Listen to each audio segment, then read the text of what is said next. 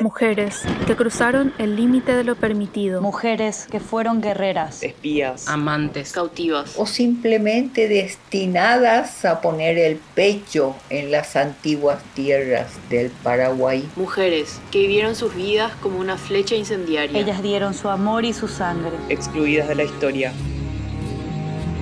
Ellas fueron, son y serán rebeldes históricas.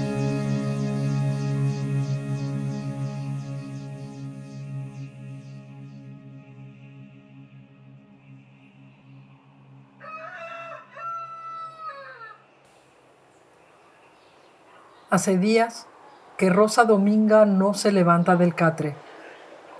Se le ha borrado la sonrisa que su madre siempre compara con el sol. Venga, mi niña, sacúdase esas lágrimas y ayúdeme a barrer el patio. Ya no llore. Su papá, que está en el cielo, no quiere verla así. Además, los vecinos ya preguntan si anda enferma porque no la han visto por varios días. Justamente por eso, madre, siento que he deshonrado a papá y a usted. No merezco ser vuestra hija. Ha pasado lo peor. Doña Petrona Álvarez, viuda de Ocampos, fingió no entender la gravedad del problema de su hija. Al fin y al cabo, Rosita había sido muy consentida entre tantos hermanos varones y de pequeña tenía arrebatos de melancolía.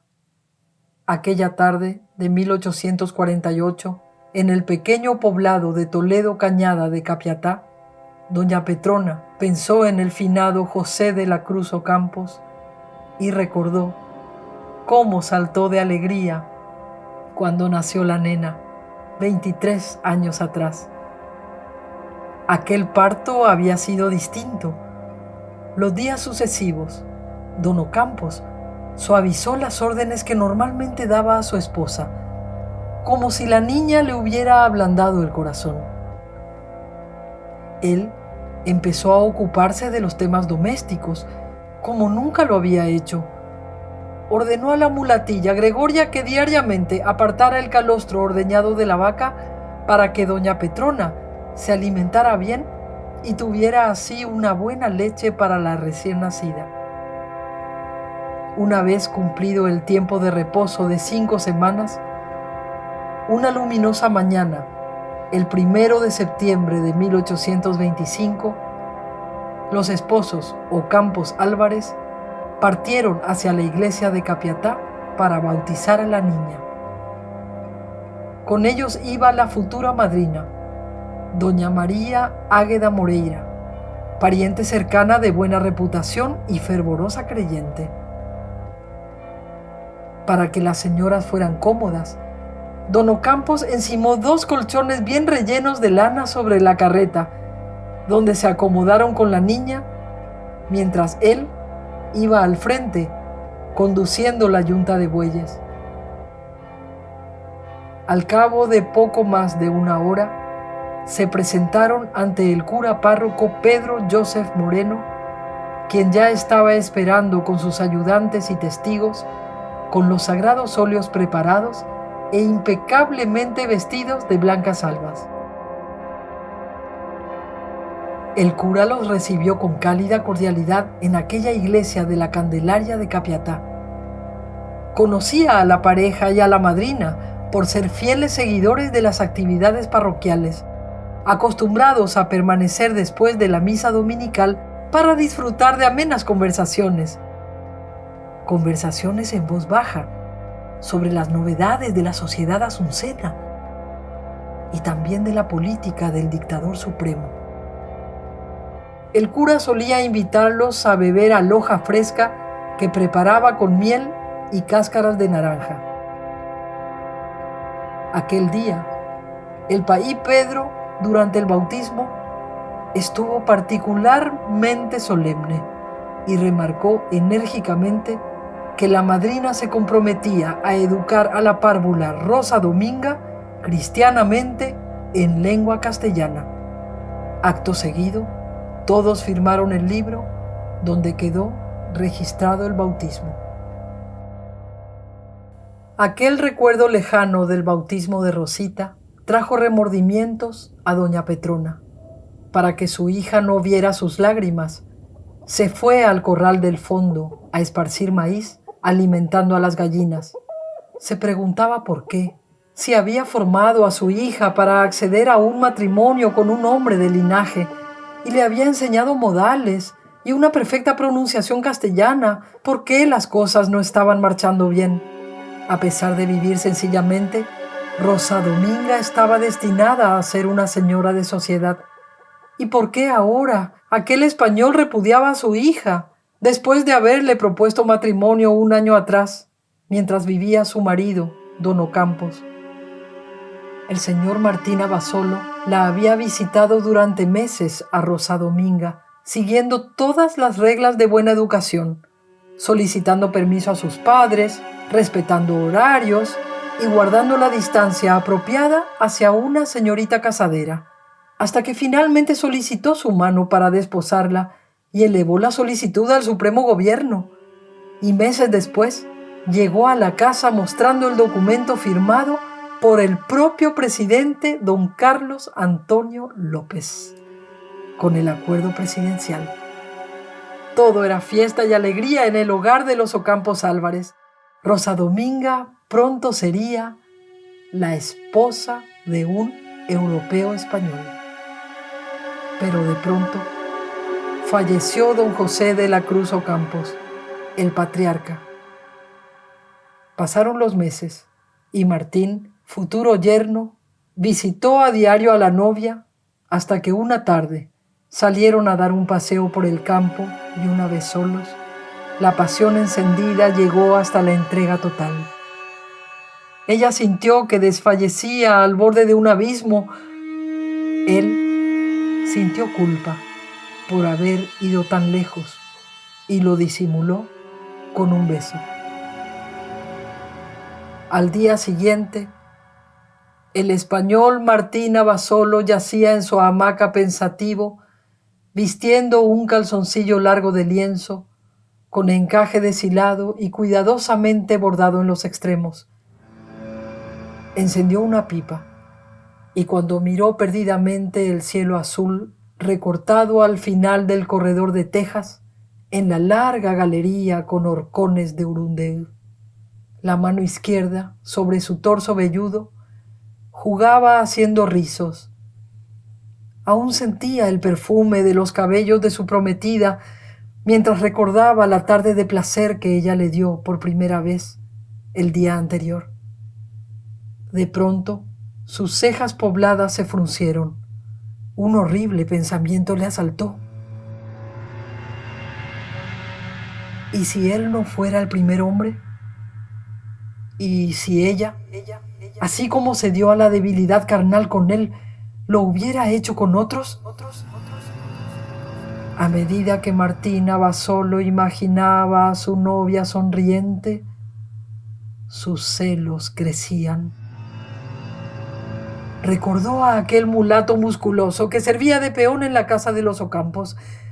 Siempre desconfió de su mirada ladina y no le gustaba su trato familiar hacia Rosa Dominga. ¿No será él, Martín Abasolo, un nefasto telón para ocultar un amor furtivo? ¿Por qué Rosa Dominga cedió a su deseo? ¿Por qué no se negó como lo haría una señorita virgen? El español, arrebatado por un acceso de dudas, de celos y de ira, se levantó nervioso, se vistió, ensilló su caballo negro y salió al galope, como si se lo llevara el diablo. En la casa de los Ocampos había un aire entristecido. Doña Petrona no conseguía consolar a su hija. Don Martín había dejado de visitarla sin dar explicaciones. Los rumores iban de boca en boca en el pequeño poblado de Toledo Cañada. Doña Petrona hace días sentía las miradas inquisidoras detrás de las ventanas vecinas cuando iba a la pulpería a entregar huevos y retirar velas de cebo. Una mañana, Cansada de esperar, Rosa Dominga decidió sacudirse de su congoja y caminar varias leguas hasta Aldana Cañada, donde vivía Abasolo, y averiguar por sus propios medios el motivo de la deserción de su prometido. El español abrió la pesada puerta tallada de cedro. Tenía el rostro sombrío, con ojos cansados, la barba crecida y el cabello desaliñado. La hizo pasar sin decir palabra, apretando los labios.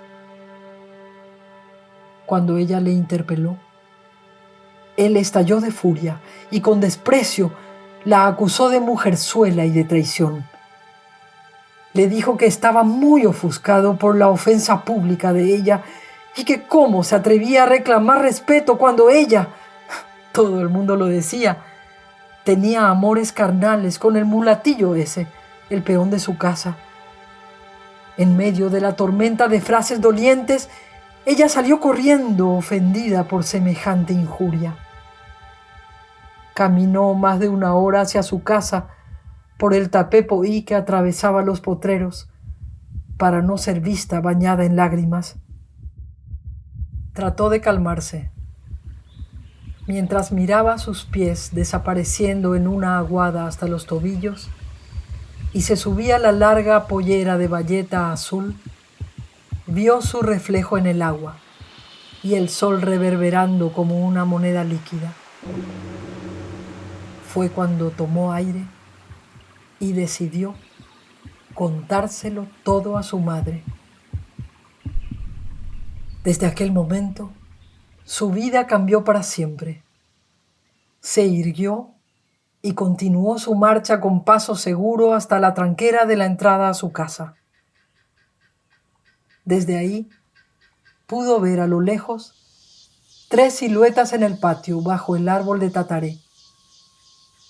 Su madre estaba sentada dándole la espalda y frente a ella estaban de pie su hermano mayor, José, y el mulatillo Domingo. Al acercarse Rosa, doña Petrona se giró y cuando miró a su hija, vio una persona distinta. De pronto esa niña se había convertido en una mujer de mirada segura y serena. Entonces le dijo: «Venga mi hijita acá, tenemos que hablar. Somos una familia. Escuche la gravedad de lo que nos cuenta Domingo». Y al mulatillo le ordenó que repitiese fielmente cada palabra de lo que había contado. Fue así que Domingo manifestó que el día anterior don Martín Abasolo lo había mandado llamar para un trabajo y que cuando llegó a su casa el español le ofreció 4 monedas de plata para que el mulatillo declarara que Rosa era su concubina y que estaba embarazada de él, el mulato Domingo. Rosa Dominga vio el rostro austero de su madre, dolida de preocupación por la gran aflicción que le causaban tantas habladurías. Fue así que Rosa Dominga se mostró resuelta cuando dijo: «Madre, la única causante de todo este mal he sido yo. Caí en la tentación y ahora el hombre que iba a ser mi marido, a quien me entregué por amor, madre, me repudia. Permítame que yo luche para salvar mi honor y el honor de la familia. Déjeme acudir a la justicia y entablar una demanda». La madre miró a José, su hijo mayor, diciendo: «Acompañe a su hermana. Pidan al juez comisionado el salvoconducto para pasar a Asunción. Yo enviaré con ustedes una carta a Juan. Él como diputado podrá orientarlos para obtener la mejor defensa». Al día siguiente, Rosa Dominga se presentó ante el juzgado de paz. ¿Y cuál fue su sorpresa cuando encontró que el español Martín Abasolo se le había adelantado con una querella criminal, justificando ante el superior gobierno su incumplimiento del compromiso de matrimonio por hallarse la novia embarazada de un mulatillo? El juez tomó declaración a Rosa Dominga. Escuchemos parte de su declaración. Asunción, marzo 30 de 1848. Señor Vicepresidente interino de la República, Rosa Dominga Ocampos, pobre huérfana de padre, natural de esta República y vecina del partido de Cañada de Toledo, jurisdicción de Capiatá, con la necesaria venia de mi madre Petrona Álvarez, ante vuestra excelencia digo, que un año poco más o menos ha, que un europeo español nominado Martín Abasolo, vecino en el partido de Aldana de la misma jurisdicción de Capiatá, empezó a tratarme de amores lícitos, prometiéndome enlazarse conmigo en matrimonio, y habiendo yo asentido a su solicitud con previo consenso de la expresada madre, ulteriormente por la debilidad de mi sexo, fui desflorada por mi pretendiente bajo de nuestro contrato esponsalicio. Rosa Dominga Ocampos no solo declaró su pérdida de virginidad ante un juzgado con total presencia masculina, siendo objeto de burlas y maledicencias, sino que ella misma ofreció ser inspeccionada por una partera y se sometió a la revisión de su cuerpo bajo inspección judicial. El español contraatacó poniendo a 3 amigos como testigos que declararon haber presenciado cuando el mulatillo le dijo a Abasolo que Rosa Dominga era su concubina y que esperaba un hijo suyo. Cuando el caso judicial llegó a Asunción, se ordenó una instancia de conciliación entre las partes. Es posible que el español Martín Abasolo, una vez en la capital, se enterara de que la aparente sencilla campesinita de Capiatá tenía un tío diputado, don Juan de Ortega Álvarez, y que su litigante contaba con buenos abogados. Lo cierto es que el español retrocedió ante el juez de la conciliación, José de la Paz Verges, un joven abogado que cumpliría un importantísimo rol en la defensa diplomática del Paraguay en la guerra de la Triple Alianza muchos años después. El 15 de mayo de 1848, reunidos ambos frente al juez José Verges, don Martín Abasolo se retractó diciendo que considerando los perjuicios, odiosidades y quebrantos que acarrean los pleitos y consultando una conciliación cristiana entre ambos contendientes, declara que su demandante doña Rosa Dominga Ocampos queda en su concepto con su buena reputación y fama, y que desde luego desprecia como infundados los malos informes que ha tenido sobre su honor y conducta, y que deseando resarcirle por vindicación, le ofrece 34 pesos moneda corriente.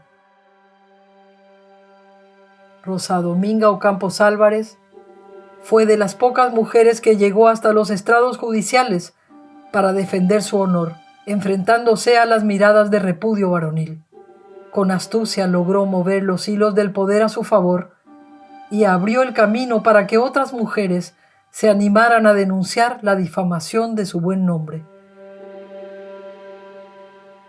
Aunque la conciliación judicial fue exitosa y dio por cerrado el caso, salvando Rosa Dominga su honor ante la sociedad, su destino cambió para siempre. No se unió nunca en matrimonio y sus 2 hijas, Tomasa y Juana, nacidas años después, fueron bautizadas en Capiatá. El cura se esmeró en escribir prolijamente que las niñas no eran legítimas, sino hijas naturales.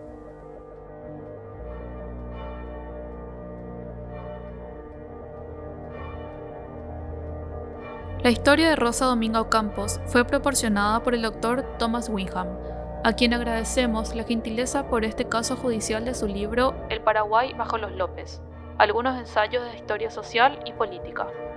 Asunción, Centro Paraguayo de Estudios Sociológicos, 1994.